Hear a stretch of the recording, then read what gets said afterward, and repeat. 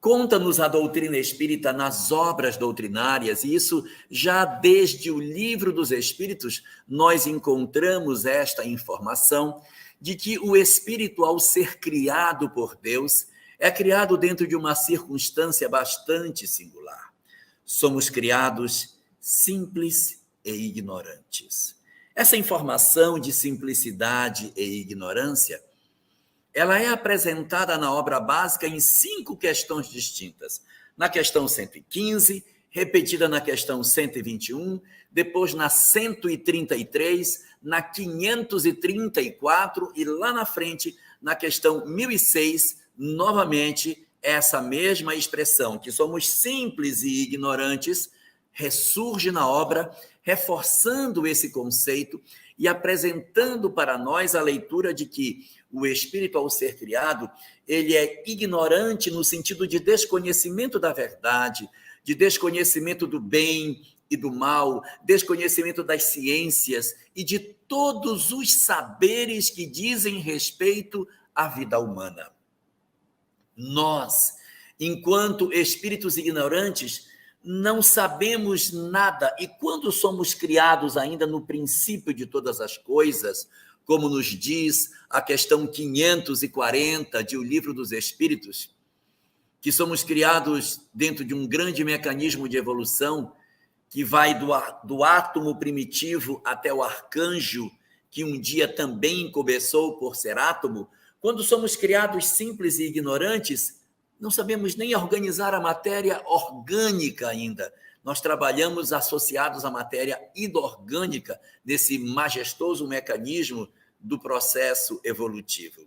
Então, nós não conseguimos nem administrar moléculas complexas, nós temos que trabalhar elementos mais simples. Por isso que o espírito é ignorante e simples. Simples no sentido da dificuldade que ele tem de conseguir dominar a habilidade de lidar com estruturas mais complexas. Mas isso vai acontecendo. Nós vamos crescer e vamos deixar a ignorância e vamos cada vez mais ocupando espaço no majestoso processo da evolução anímica em seres cada vez mais complexos. Vamos vencendo a ignorância, vamos vencendo a simplicidade, acompanhando o mecanismo da evolução dos nossos corpos nos quais nós experimentamos. Assim, portanto, nos diz a questão 120 de O Livro dos Espíritos que o mecanismo que Deus estabeleceu para a evolução dos seres é a experiência. É através da experiência que o espírito vai ganhando saberes e vai saindo da ignorância, avançando em conhecimento e, ao mesmo tempo, assumindo formas cada vez mais complexas. Nessas etapas de desenvolvimento da criatura humana, antes de nós alcançarmos a condição hominal, quando nós ainda somos seres infrahominais, vegetais, animais, nós ainda não temos livre-arbítrio, nós ainda não somos chamados de espírito propriamente dito. Então, como não tenho livre-arbítrio, não tenho consciência de mim mesmo, eu não possuo um desdobramento moral das minhas condutas. Não se exige dos animais uma postura moral. Ninguém vai dizer, mas esse leão está muito egoísta, mas essa formiga é muito orgulhosa. Os aspectos morais não estão relacionados com a condição animal e vegetal, porque esses seres ainda não possuem o desenvolvimento moral. A evolução deles está fundamentalmente no aspecto ainda intelectual da criatura. Quando nós chegamos na condição hominal, quando nós assumimos a postura de sermos já conscientes de nós próprios, capazes de entender o que somos, capazes de compreender a nossa própria existência, que o nosso pensamento se torna contínuo, então nós passamos a ser designados por uma questão conceitual de espíritos. Deixamos a condição de princípio inteligente para nos tornarmos agora conceituados como espírito. A partir do momento em que me torno espírito, será exigido do indivíduo o crescimento agora em duas asas que não existiam antes. Antes ele só evoluía numa asa, a asa intelectual. Ele só tinha que desenvolver o intelecto. Agora que ele alcançou a condição hominal, ele vai desenvolver ainda a asa intelectual, mas a asa da moralidade vai precisar ser desenvolvida. O livre-arbítrio está entregue à criatura humana. Ele está diante das perspectivas de crescimento extraordinário, em que o que se vai precisar agora fazer é o crescimento intelectual? Vai precisar crescer intelectual. Mas o incrível e extraordinário caminho do conhecimento moral descerra-se diante do espírito, e ele agora terá que trabalhar a sua individualidade, não apenas para conhecer, mas principalmente para saber usar o seu conhecimento a serviço do bem. Isso é lindo demais. Isso é lindo demais, porque até então não se exigia o refreio das minhas emoções em prol do coletivo. Um animal inteligente não era exigido a ele a condição de compreender a ideia de repartir, de obedecer, de estar fazendo algo em favor efetivo do bem por consciência própria. Agora não. Alcançamos a condição de espírito, agora sim, um braço de desenvolvimento moral vai se desenvolver na criatura. O espírito agora terá que desenvolver as duas asas, a asa da intelectualidade, a asa da moralidade, e o sentido de simplicidade e ignorância ganha novos contornos.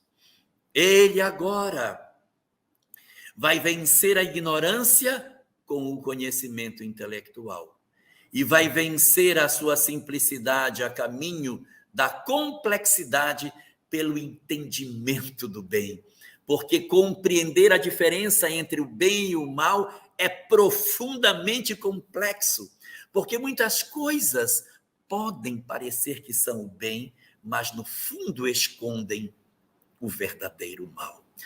Somente as almas experimentadas, somente os espíritos que já possuem uma caminhada no ponto de vista da experiência é que poderão ter a condição de interpretar o seu saber para que o saber intelectual também se transforme numa conquista moral, promovendo assim o desenvolvimento da criatura nessa caminhada extraordinária que nos conduz à felicidade. Conta-nos a doutrina espírita que a senda do progresso pela qual o espírito vai trilhar a caminho do desenvolvimento das suas potencialidades extraordinárias passam necessariamente pelo experimentar. Na questão 120 de O Livro dos Espíritos, indaga Allan Kardec aos espíritos se é necessário passar pela fieira do mal para chegar ao bem. Em outras palavras, é preciso errar para aprender o que é certo? É preciso cometer um equívoco para descobrir que aquilo não era correto? Não.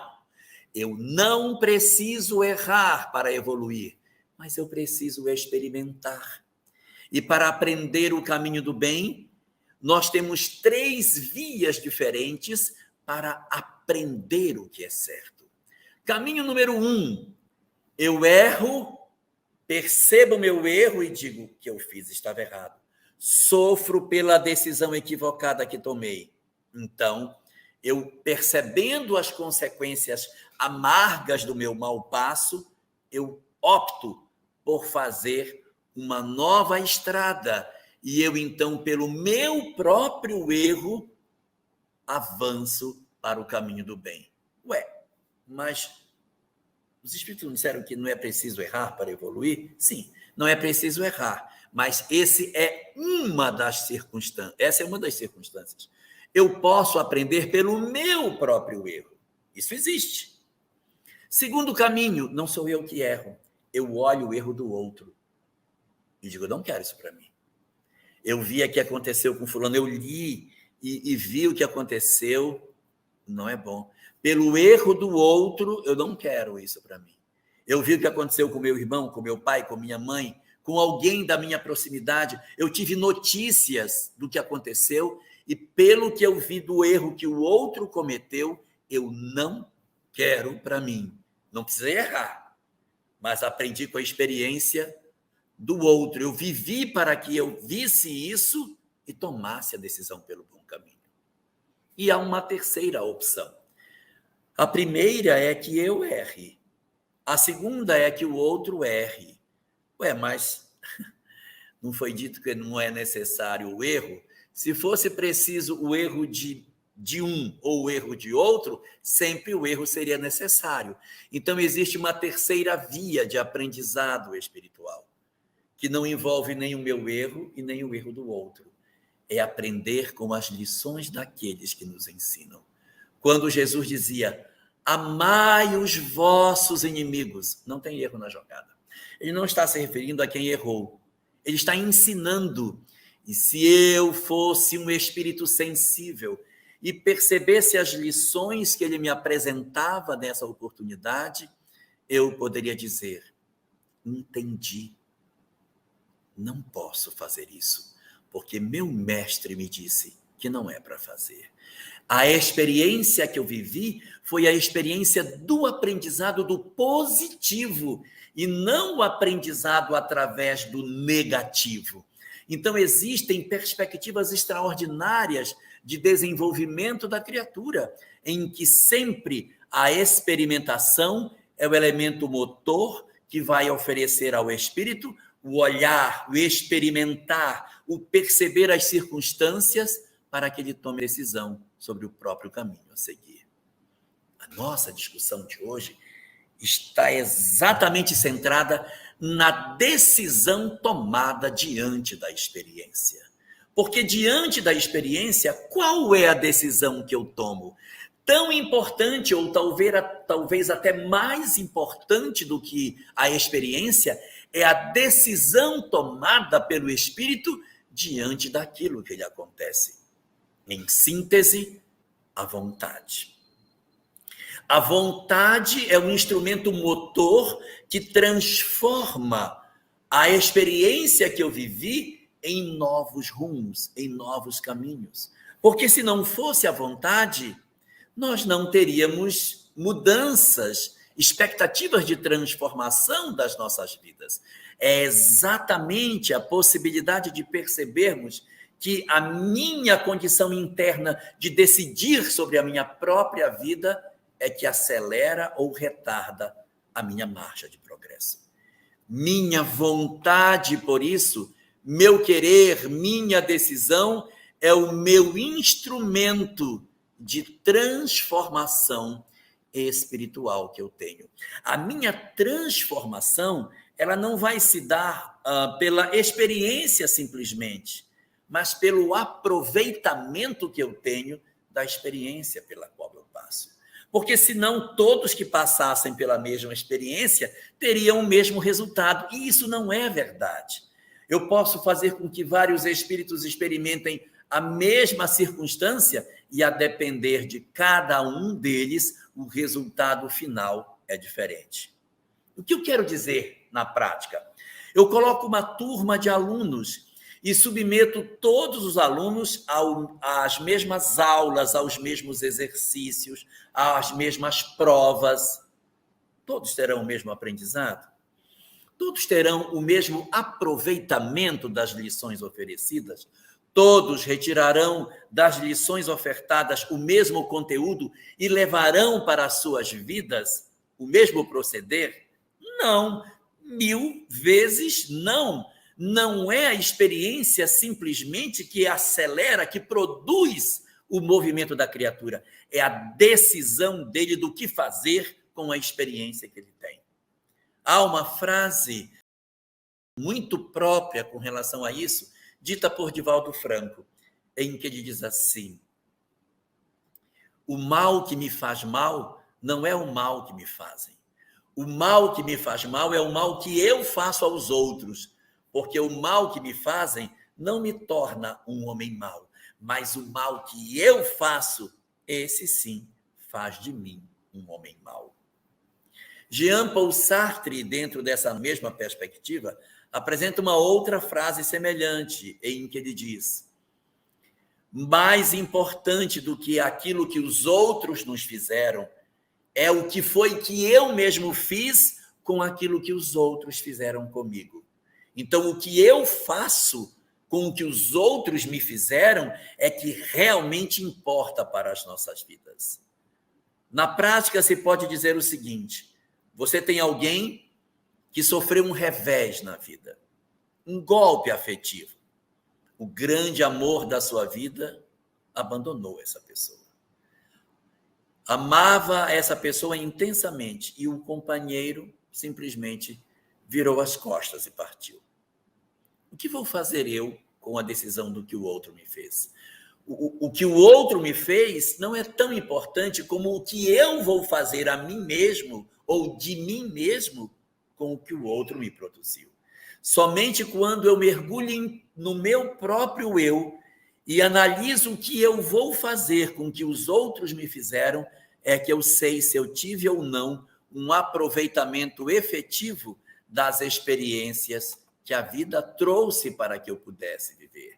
Portanto, a nossa capacidade de avançarmos na vida, de transformarmos o nosso proceder, de caminharmos com mais ou menos velocidade na vida, não depende fundamentalmente da experiência, porque muitos passam pelas experiências dormindo, adormecidos enquanto espíritos, sem perceber o chacoalhar que a vida lhes propõe, enquanto que outros estão despertos para o processo da mudança.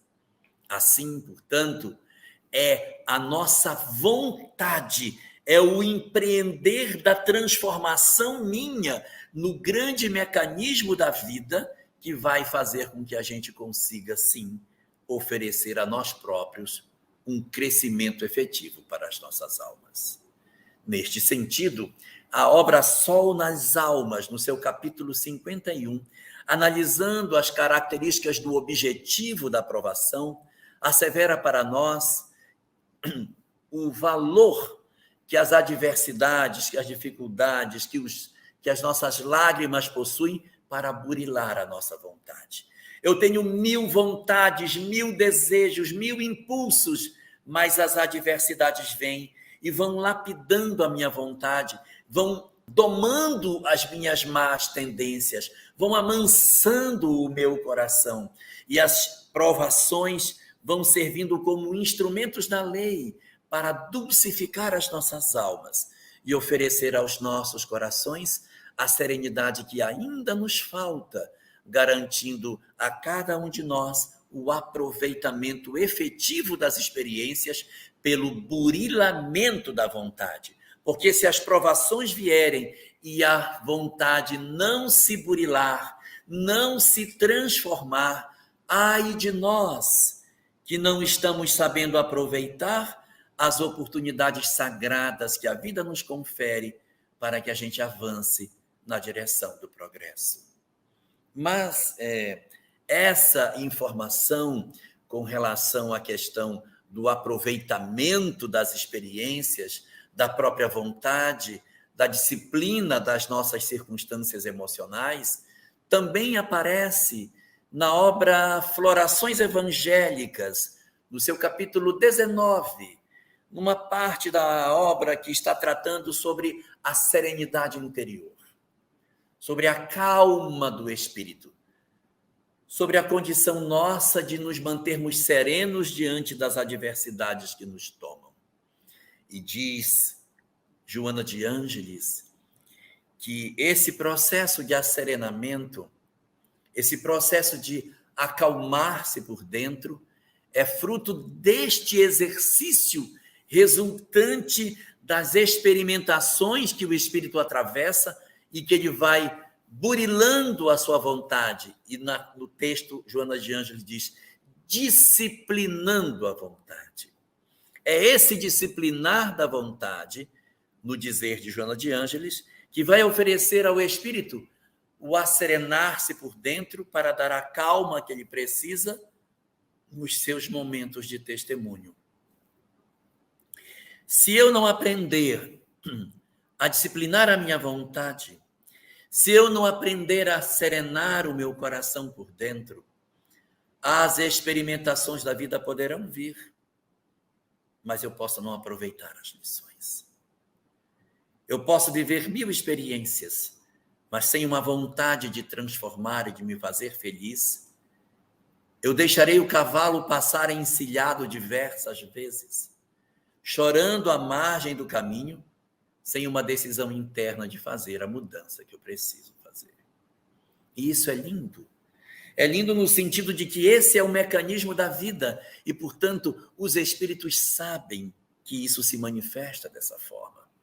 Na questão 976 de O Livro dos Espíritos, quando Allan Kardec indaga sobre como podem os espíritos superiores serem felizes, havendo entidades que sofrem na escuridão, como que eles podem estar em condição de felicidade se eles estão vendo que outros sofrem? Aí diz os espíritos, porque eles sabem que os sofrimentos dos outros foram escolhidos por eles próprios, pela sua própria vontade. É uma experimentação que o espírito passa para domar a vontade, para disciplinar o seu ser. Aquilo será útil para o burilamento deles.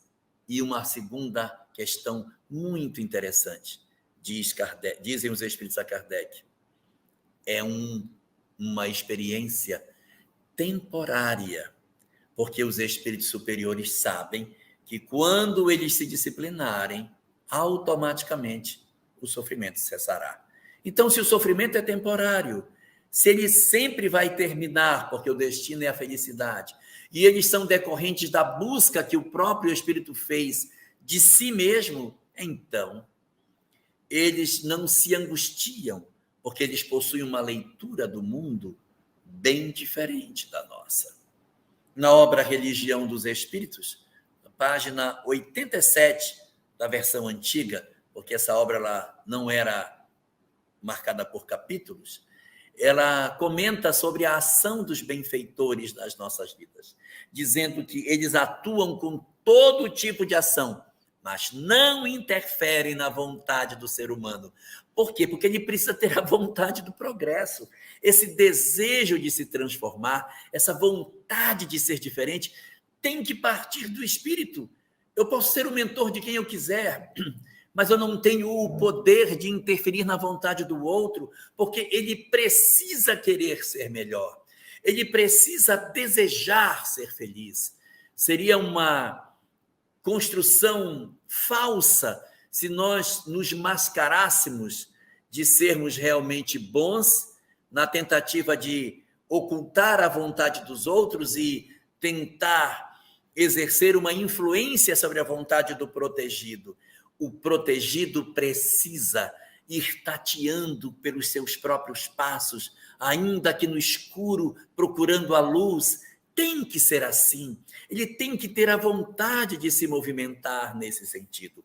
Porque se não existir da parte do espírito esse desejo, essa vontade, nós estamos marcados para não estarmos nas condições ideais do fenômeno que nós atravessamos hoje, que é o fenômeno do processo de transformação que a humanidade atravessa, como diz o nosso tema central, na questão referente aos aspectos da regeneração do nosso mundo. Hoje, às portas do processo de ida para um mundo de regeneração, o que nos impede de acessar essa sociedade? O que impede os espíritos de ingressarem na condição mínima suficiente para permanecerem no planeta? Há muitas pessoas que dizem, não, mas muitos espíritos vão migrar da Terra, muita gente não vai dar conta. As pessoas falam assim como se de repente não tivesse vaga para todo mundo, mas não é verdade. Existe vaga para todos. Se todos os espíritos vinculados à Terra apresentarem a condição mínima para permanecer no planeta, ninguém migrará. Ninguém vai migrar. Só migrarão da Terra as almas que efetivamente demonstrarem que não têm condição de permanecer no orbe. E que espíritos são esses? Quais as características que nós podemos dizer que os espíritos possuem e que lhes impedirá de permanecer no planeta Terra? Olha a característica que existe e está posta lá na Gênesis, no capítulo 18, no item 27. Lá é dito: migrarão do planeta os espíritos marcados pelo fato de serem maus, não tocados pelo bem. Veja que não são os maus, são os maus não tocados pelo bem. E o que seria uma boa definição de uma pessoa que é má, não tocado pelo bem? Um espírito mau, não tocado pelo bem, seria um espírito mau, mas que não é tocado pelo bem. Essa que é a definição. Ou seja, o bem não o toca, ele não se sente tocado. Ele faz o mal e diz assim: eu fiz, conto para você que fiz, gostei de ter feito e faço de novo e ainda aconselho os outros a fazerem. Solta a minha mão para ver se eu não faço de novo. Eu adoro fazer o que eu fiz, não sinto remorso e vou continuar do jeito que eu sou. Ele sofre, portanto, da síndrome de Gabriela. Eu nasci assim, eu sou assim e eu vou querer ser sempre assim. Só que ele não vai ser sempre assim, porque a marcha do progresso se impõe sobre os espíritos e ainda que ele queira, lá na frente, ele se curvará à necessidade de mudança, porque é impossível ser feliz sem amar. E a sede de felicidade, a sede de paz, chegará um dia que vai curvar todos nós para dizermos: não suporto mais. Preciso mudar a minha vontade. A minha vontade precisa se alterar, porque eu não suporto mais ser infeliz. E, naturalmente, nós vamos procurar uma nova história para as nossas próprias vidas. A vontade, portanto, é o grande móvel do espírito na direção do progresso. Se nós tivermos uma vontade firme de dizer: eu não quero mais ser como eu sou, eu quero mudar, automaticamente eu saio daquela possível, entre aspas, lista dos espíritos migráveis. Os espíritos migráveis ou espíritos programados para a migração são os que estão de costas para o fenômeno da evolução. Eles são quase que impermeáveis à mudança. A sua vontade está como que cristalizada diante dessas perspectivas e diz: não suporto mais esse pessoal me perturbando, querendo que eu mude. Eu vou continuar como eu sou. Quando eu tomo essa decisão na minha vontade, eu me inscrevo entre aqueles que vão migrar. Mas quando, ao contrário, eu digo: eu não suporto mais ser quem eu sou, eu quero mudar, ainda que eu ainda seja mal, ainda que eu ainda seja mal, eu já não sou mais o mal não tocado pelo bem. Eu sou o mal tocado pelo bem. Eu digo: meu Deus, o que eu fiz? Fiz besteira, não podia ter feito. Nossa, mas eu faço de novo. Errei de novo. Nossa, meu Deus, não queria mais ser assim, mas faço de novo. Esse é mal, mas é mal tocado pelo bem. O que vai acontecer com os espíritos que estão nesse padrão de vontade? Que são maus, mas são maus tocados pelo bem. Diz a doutrina espírita que os maus não tocados pelo bem migram do planeta para uma outra sociedade mais primitiva. A Terra avança para uma condição melhor, sai de planeta de provas e expiações para uma nova realidade social chamada mundo de regeneração, e os que não se modificam migram da Terra para recomeçarem o trabalho seu em outros mundos, novamente no estágio de provas e expiações, que é um modelo social típico da Terra. Maldade, perversidade, crueldade, indiferença, desamor, ódio, egoísmo, inveja, paixões envilecentes. esse cenário de perversidade é muito típico de mundos de provas e expiações. Não conseguiu se tornar sensível, migra da Terra para reintegrar a esta sociedade num outro lugar. Tá, mas isso é os que não mudaram. E os que são maus, mas que são tocados pelo bem? Eu vou guardar para dizer deles daqui a pouco, só para deixar vocês curiosos. Eu vou falar dos que se modificaram. Os espíritos disseram, não, eu não posso ser assim, eu tenho que mudar, eu não quero mais ter esse processo de desamor na minha vida. Os que se transformaram, esses permanecem na Terra. E na obra O Evangelho segundo o Espiritismo, são apresentadas 3 características comportamentais desses espíritos. Característica número 1, desejo de compreender e viver a lei de Deus. Está lá no item 17 do capítulo 3º do Evangelho segundo o Espiritismo. Característica primeira, desejo de conhecer e viver a lei de Deus. Então, não é só você ter uma vida, como muitos poderiam pensar, religiosa, dentro de um templo religioso. Não. É amor a Deus no sentido pleno. É amar a Deus, amar a natureza, cuidar dos animais, cuidar das plantas, do meio ambiente, apaixonar-se pela vida, ter prazer de viver, sentir-se integrado na obra da criação, ser alguém que se apaixona pelo dom de viver, que ama viver, está apaixonado pelo dom da vida, enxerga Deus nas coisas em seu derredor, tem uma conexão com Deus pela prece, pela oração, sente-se protegido, sua fé é vibrante, é forte, mas não é só um sentido religiosesco, não é só um sentido de sacralidade, ele tem uma visão de mundo em que ele ama a natureza que o circunda como expressão da vontade desse Criador e, por isso, se integra dentro desse trabalho. Característica número 2, acentuado senso de justiça. Ele não permite mais uma sociedade com tantas desigualdades como a nossa. Ainda que a nossa sociedade possua traços dolorosos de desequilíbrio do ponto de vista da sua condição social, os indivíduos que já possuem essa mudança, eles atuam, mesmo que a sociedade seja assim perversa, tentando diminuir essas diferenças, tentando amar as pessoas. Oferecem-se como instrumentos para a garantia da harmonia entre as criaturas. Não colaboram para uma sociedade perversa. Procuram de todas as formas atuar para que exista lugar para todos.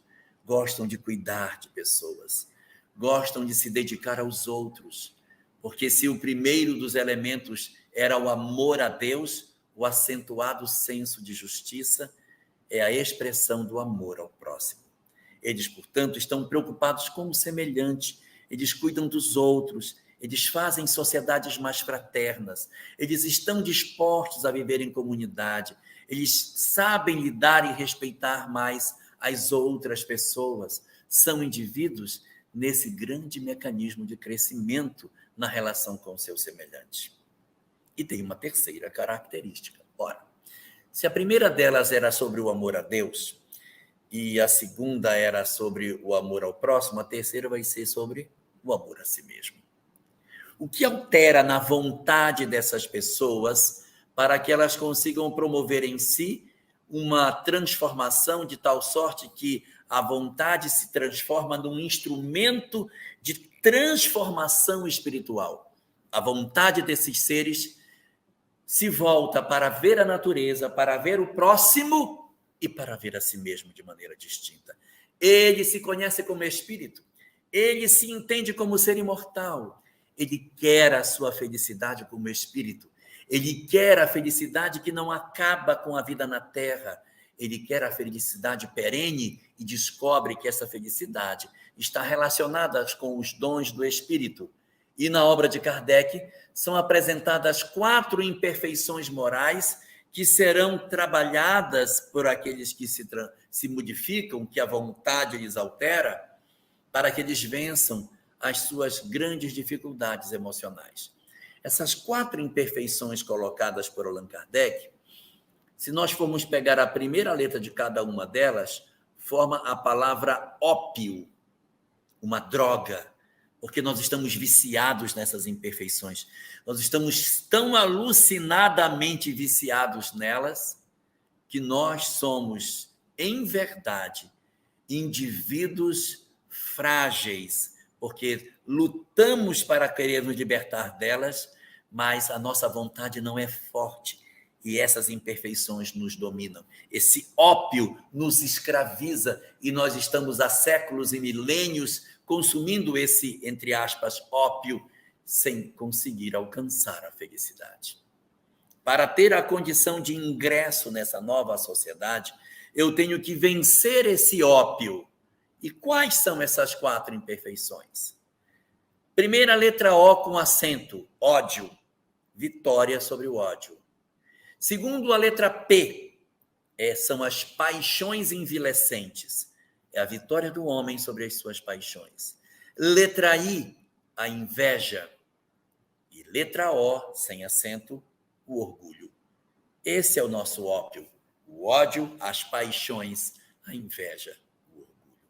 Quando nós conseguirmos nos desembaraçar dessas imperfeições, nós estamos chancelados para ingressarmos nessa nova realidade, nesse novo momento da nossa sociedade da Terra, porque na transformação dos nossos desejos, no uso da nossa vontade, do nosso livre-arbítrio para construir uma condição mais feliz do ponto de vista espiritual, nós vamos nos desembaraçar dessas características e podermos, enfim, sentirmos a plenitude da possibilidade de permanecermos na Terra dentro dessas circunstâncias. Então, quem tem essa característica continua no planeta. Quem for mal, não tocado pelo bem, ou seja, não está usando a sua vontade de maneira correta, acaba migrando do planeta. Mas tem uma coisa interessante. É que o mundo que virá é chamado de mundo de regeneração. O nome não é mundo de regenerados. Se fosse mundo de regenerados, só teria alma regenerada nesses mundos. O mundo é de regeneração, porque é um mundo onde os espíritos ainda não estão regenerados, mas estão desejosos de mudar. Quando nós, dentro de nós próprios, somos ainda imperfeitos, temos defeitos, sei que tenho defeitos, mas eu quero vencer minha inveja. Eu quero vencer o meu orgulho. Eu quero amar a Deus. Eu quero amar o meu próximo. Eu quero verdadeiramente me identificar com a lei de Deus e vivê-la. Esse desejo, se ele for verdadeiro, se ele for um desejo de fato justo, se a minha vontade realmente for essa, eu pergunto a mim, qual é a tua vontade? A tua vontade realmente é mudar porque você quer ser melhor? Ou você está só dizendo isso para ganhar uma vaguinha? O que você quer de fato? Então, a vontade do Espírito, o desejo verdadeiro dele, o ardor da alma de querer ser diferente, determina a permanência ou não do Espírito neste orbe, ainda que ele não tenha todas as condições. Ainda que ele não tenha. E o que está reservado para aquela circunstância na qual o sujeito é mau? Eu sou mau, mas eu me arrependo do que eu faço, eu choro, me arrependo, lamento, fico me punindo pelo que eu fiz, aí faço de novo. Eu não estou na condição de realmente um espírito que se modificou. Não estou. Também não estou na condição do espírito que está mostrando um desejo ardente de mudar, que está lutando contra as suas imperfeições. Ainda não estou nessa condição. Mas eu já tenho uma característica. Eu já demonstro os primeiros rudimentos do meu desejo de mudar. O que a obra básica fala sobre isso? Está lá no item 32, do capítulo 18. Lá diz assim: os espíritos que não tiverem a plena condição de permanência no mundo de regeneração, eles podem permanecer sob a condição de demonstrarem esforço de mudança. Comparando isso com a nossa condição de aula, nossos alunos na escola, nós poderíamos dizer que ele é como se fosse um aluno em dependência. Ele passou para a série seguinte, mas está devendo matemática ainda. Então, você vai ficar na 8ª série, vai ficar. Então, eu transfiro o aluno para o ano seguinte. Você vai fazer o 9º ano, pronto, vai fazer. Mas você ficou retido pelo processo que a gente viveu no ano passado, em que você não foi aprovado em matemática. Então, você vai fazer também a matemática da 7ª e as matérias do 9º ano e a matemática do 8º. Então, um aluno em dependência é aquele que está, mas não está totalmente nessa série. Ele pode, se não aprovar lá, voltar para a série anterior. É mais ou menos isso que acontece. Diz a literatura espírita que alguns de nós, em virtude das circunstâncias nas quais nos encontramos, podemos ficar em dependência no mundo de regeneração. Ingressa na sociedade, mas com um pezinho lá atrás. Um pezinho que não me permite permanecer verdadeiramente aqui se eu não fizer as mudanças que eu tenho para fazer. E aí, o que vai acontecer conosco? Vai viver numa sociedade de regeneração, vai experimentar estar com os outros, mas estará em observação. Para verificar se sua vontade é firme, se sua vontade verdadeiramente está empenhada em ser um instrumento da sua transformação espiritual. Se sua vontade realmente está voltada para uma mudança íntima. Se o indivíduo não apresenta isso, se ele não demonstra um ardente desejo de ser diferente, então, em breve tempo, depois de algumas existências em que se percebe que ele não aplica a sua vontade na direção correta, os espíritos irão dizer, meu amigo, nós até que tentamos, nós lhe demos muitas oportunidades. Acreditamos que você realmente estava empenhado na sua mudança interior. Acreditamos que você poderia, sim, fazer a sua transformação, que você poderia empregar a sua vontade nesse desejo de ser diferente. Mas a conclusão de tudo que nós estamos chegando é que você realmente não demonstra a vontade que deveria ter. Então, pelo fato de não existir em você as condições mínimas de permanência, você volta para o mundo de regeneração. Aí ele experimenta a chamada migração tardia, em que todo mundo já foi, ele não foi, ficou do lado de cá rindo de quem foi, e agora chegou a vez de dizer, colega, também não deu para você. Aqui você não poderá ficar. E o espírito, então, migra para um mundo de provas e expiações, por lhe ser típica a condição ainda interior, semelhante a de um mundo de provas e expiações. Não é um retrocesso espiritual. Não é um retrocesso. É, na verdade, uma revelação a ele do real estado em que ele se encontra. Porque ele poderia ter permanecido se tivesse utilizado de toda a sua vontade para promover a sua mudança. Mas foi o próprio indivíduo, o próprio espírito que, diante da perspectiva de mudança e de permanência nas suas imperfeições, fez a decisão. Não quero ir. Vou preferir ser imperfeito como sou. Me sinto mais à vontade convivendo com as minhas imperfeições morais. Gosto mais de ser como eu sou. E aí revela o seu lado de síndrome de Gabriela, no qual diz, eu sou assim, eu nasci assim, e eu vou querer ser sempre assim. E aí o espírito é migrado de volta. A vontade, portanto, é a grande chave que pode oferecer para nós a condição de felicidade ou de infelicidade a partir da maneira como nós lidamos com as perspectivas de crescimento, as oportunidades que nos surgem e como nós nos valemos dela para realizar ou não um mecanismo de mudança dentro das nossas almas. Se nós consultássemos os evangelhos para tentar encaixar essas discussões nas histórias que os textos evangélicos produzem, nós encontraríamos duas histórias que parecem muito semelhantes, mas que, na essência, são profundamente distintas. A cura dos cegos, feita por Jesus. Nós vamos perceber, dentro da narrativa evangélica, que existe no corpo do texto dos evangelistas narrativas diferentes sobre isso. Nós temos uma narrativa que é a cura do cego de Jericó, apresentado na narrativa de João como sendo Bartimeu. O cego de Jericó. Conta-se, e está nos evangelhos, que Jesus passava pela cidade de Jericó, quando, de repente, Bartimeu, ouvindo as pessoas dizerem que Jesus estava passando, ele, de onde estava, grita para a multidão, a fim de que seja ouvido por Jesus.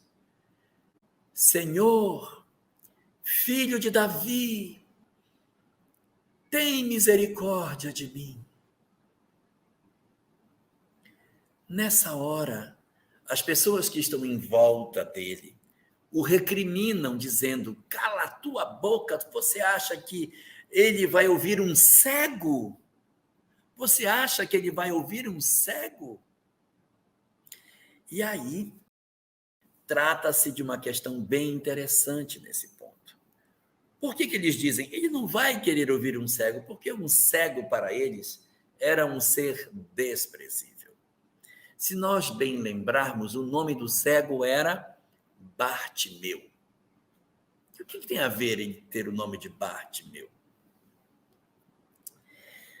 Quando Jesus se referia a Pedro, dizia Simão Bar-Jonas. O que significa Bar-Jonas? Simão Bar-Jonas. Bar, em aramaico, significa filho de. Então, Simão Bar-Jonas é Simão, filho de Jonas. Se o nome dele era Bartimeu, qual era o nome dele? Filho de Timeu. E o nome dele qual era? Ele não tem nome. Ele é apenas Bartimeu. Ele não tem uma identificação específica. Ele não possui um nome no Evangelho. Ele é chamado como o filho de Timeu, mas seu nome não é apresentado. Bartimeu, portanto, está sentado na pedra e clama por Jesus. E o seu clamor é muito interessante, porque ele diz: Senhor, Filho de Davi, tem misericórdia de mim. Às vezes nós que somos cristãos não temos uma noção muito exata do que significa o que ele disse para Jesus. Mas chamar Jesus de o Filho de Davi significa eu te reconheço como descendente de Davi. O descendente de Davi é o Messias, porque o Messias viria da tribo de Judá e da casa de Davi. A tribo de Judá, dentro da tribo de Judá havia nascido Davi, e o Messias seria um descendente de Davi. Como Davi havia sido rei, a crença era de que, num dado momento da história, um dos descendentes de Davi, portanto, um herdeiro do trono, porque Davi era rei, da dinastia de Davi, nasceria. E esse seria o rei de Israel. Muito lógico. Eu tenho um rei, seus filhos e netos são naturalmente os descendentes dessa linhagem, e num dado momento vai nascer um descendente de Davi, que vai ser o Messias, o rei de Israel. Por que Jesus era chamado de o rei dos judeus, ou que seu crime diante do Império Romano foi dado para ser o rei de Israel? Jesus de Nazaré, INRI, Jesus de Nazaré, rei dos judeus. Esse foi o crime dele. Então, por que Jesus era chamado de o rei dos judeus? Porque era filho de Davi. O Messias era o filho de Davi. Então, quando alguém dizia, tu és o filho de Davi, eu estou dizendo, eu te reconheço como Messias, eu te reconheço como o esperado, eu te reconheço como o Senhor desta terra, eu te reconheço como nosso rei, eu dou a ti as honras e todas as glórias de Israel. Tu és a autoridade entre nós. Tu és o poderoso, porque tu és quem herda o trono, o cetro e todo o poder da nossa sociedade. Filho de Davi, tem misericórdia de mim. Senhor Todo-Poderoso, Messias de Israel, o esperado de tantos séculos, Senhor, misericórdia por mim. E os homens em sua volta diziam: ele não vai querer te ouvir. E quando diziam isso, ele gritava ainda mais alto.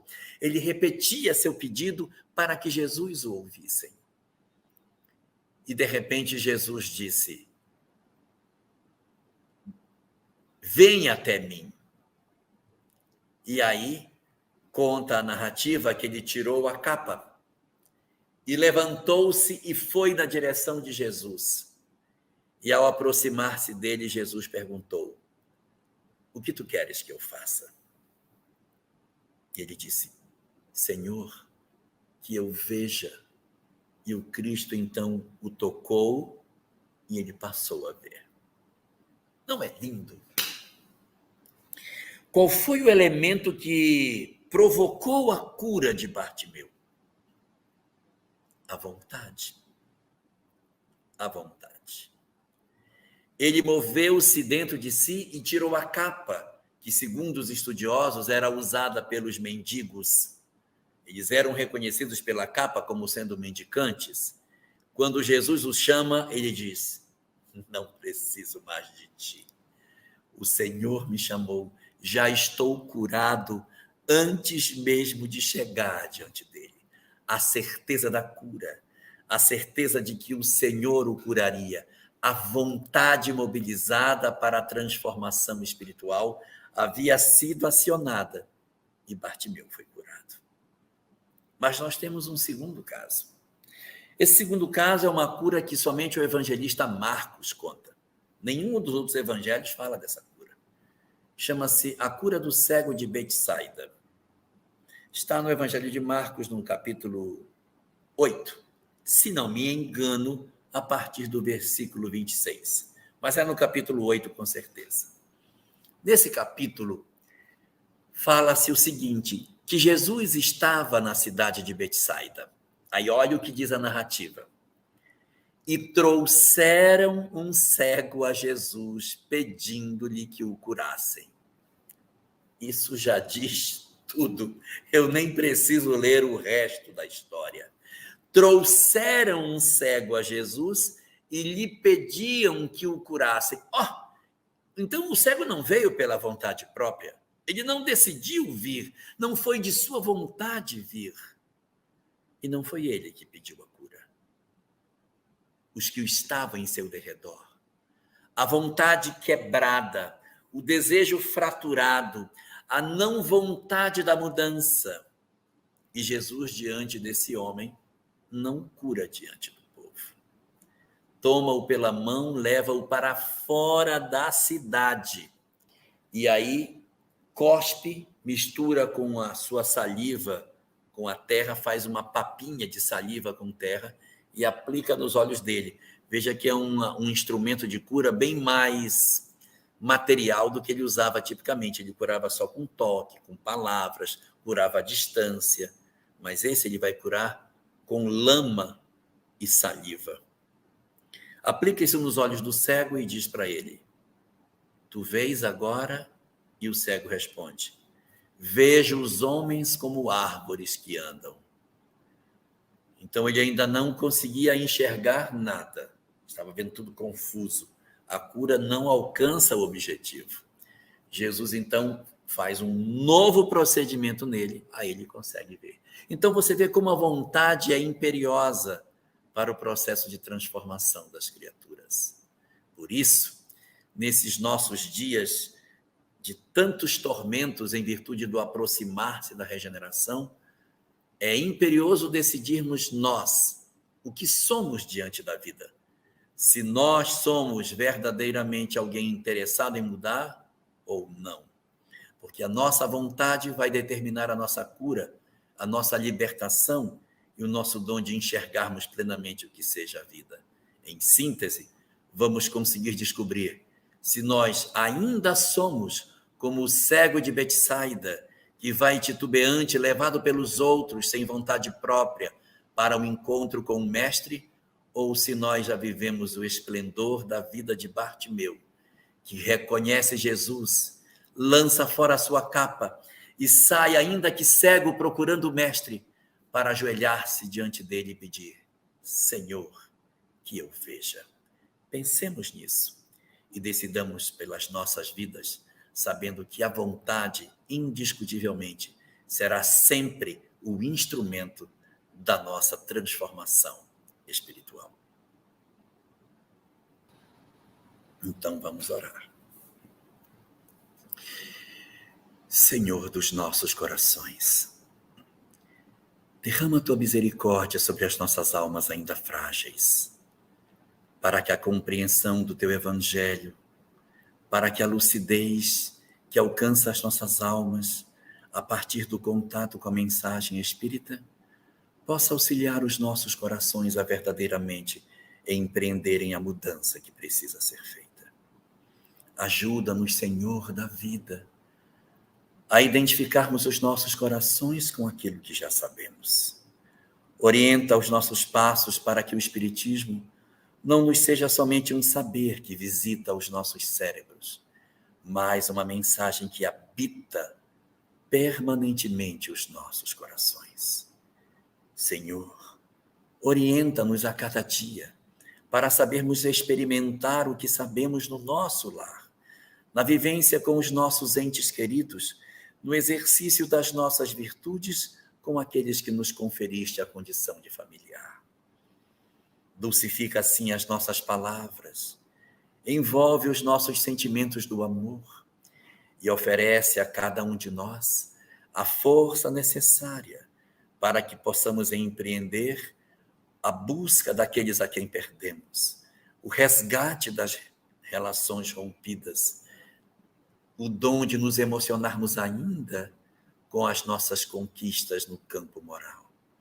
Senhor da vida, não deixa que desistamos de nós próprios, não deixa que a nossa vontade se amolente diante da perversidade do homem e não permite, Senhor, que nos afastemos de Ti, mas concede-nos a compreensão de cada vez mais aproximarmos as nossas vidas do ideal maior que Tu nos apresentas. Que o Teu amor esteja conosco, Senhor, inspirando os nossos dias, guardando as nossas almas na paz que Tu reservas aos que Te obedecem e oferecendo aos nossos corações a serenidade da vida e o dom de nos apaixonarmos cada vez mais pelos grandes e majestosos mecanismos da nossa própria existência em nos apontar os rumos do amor como a única forma de sermos felizes. Dulcifica a nossa vontade, Senhor. Ampara as nossas decisões e guarda os nossos corações na Tua paz e na Tua infinita misericórdia.